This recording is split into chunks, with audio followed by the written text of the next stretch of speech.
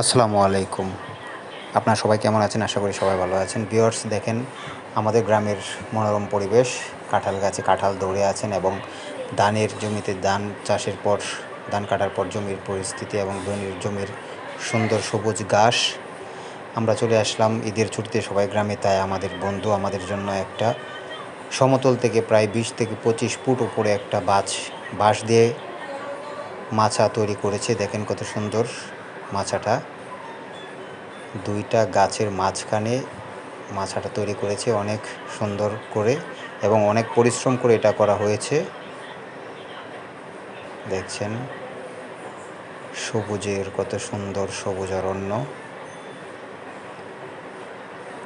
আমি এখন উপর থেকে আপনাদের ভিউটা দেখানোর চেষ্টা করব।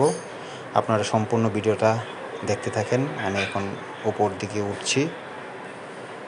আমার চতুর্পাশে যদি আপনাদের একটু দেখায়, আপনারা দেখেন বাড়ির সামনে কত সুন্দর একটা পুকুর, কত সুন্দর মনোরম পরিবেশ এবং প্রকৃতির সৌন্দর্য। আমি এখন উপর দিকে উঠছি মই দিয়ে, বাঁশের তৈরি মই। বাঁশ শিল্পটা এমন একটা শিল্প যা এখন আমাদের দেশ থেকে প্রায় বিলুপ্তর দিকে, যা একমাত্র আপনারা গ্রামে আসলেই দেখতে পারবেন। বাঁশের শিল্প এবং বাঁশের কারুকার্যগুলা।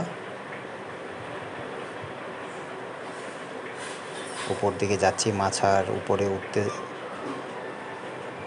প্রায় উঠে এসেছি। অনেকটা রিস্ক নিয়ে উঠতে হয়। এখানে আবার খাবার দাবারের কিছু ব্যবস্থা রয়েছে। দুপুরবেলা যেহেতু জামের সিজন, আমরা একটু তাই জাম মাখানোর চেষ্টা করছি। জাম মেখে খাওয়ার জন্য, জাম ভর্তা যাকে বলে। দেখেন আমার চাচা জামের সকল আইটেম নিয়ে এখানে বসা। জাম ধুয়ে পরিষ্কার করা হচ্ছে, কাঁচামরিচ এবং পেঁয়াজ, লবণ এগুলো রাখা হয়েছে। আবার অনেকেই মোবাইল নিয়ে খুব ব্যস্ত, মোবাইলে কথা বলছে, কেউ আবার মোবাইলে সেটিং করছে। দেখেন উপর থেকে আপনাদের যদি একটু দৃশ্যটা দেখাই, সুন্দর একটা খেজুর গাছ এবং দেখেন গ্রামের সৌন্দর্য।